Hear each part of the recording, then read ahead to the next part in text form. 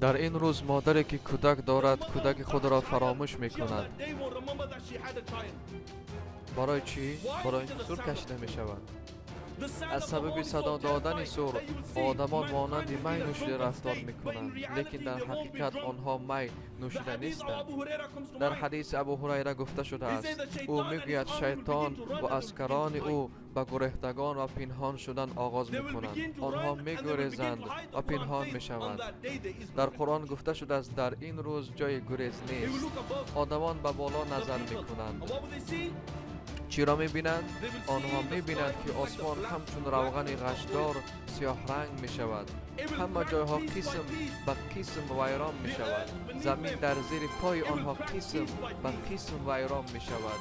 اقیانوس ها در این روز می سوزند و در جایهایشان می ترکند. الله اکبر.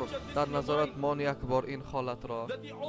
اقیانوس ها در این روز می سوزند و در جایهایشان می ترکند.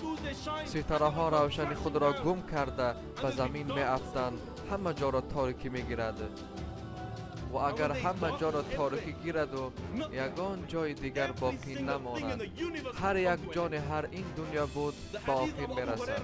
در حدیث ابو هریره گفته شده است، فرشته موت به الله می گوید، یا الله، همه آنانی که در آسمان و در دنیا هستند مردند.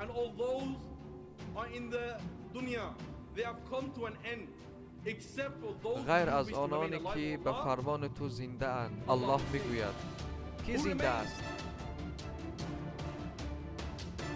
و فرشته جواب می دهد، یا الله، جبرائیل زنده، میکائیل زنده، اسرافیل زنده و دیگر فرشتگان که تحت را برداشته ایستاده اند زنده اند.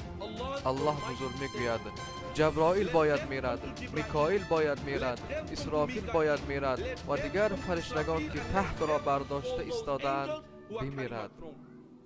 و الله میگوید کی تا حال زنده است؟ یا الله، هیچ کسی زنده نمانده است. میگوید فرشته. الله از فرشته موت میپرسد کی تا حال زنده است؟ و فرشته میگوید یا الله، من تا حال در اینجا، تو در اینجا و هیچ کسی دیگر نیست. پس الله میگوید من تو را به یک سبب آفریدم، تو وظیفه ات را اجرا کردی. اکنون تو هم میمیری و آن هم میمیرد. و الله بزرگ همه آسمان ها را به یک دست میگیرد، در دست دیگر دنیا را میگیرد.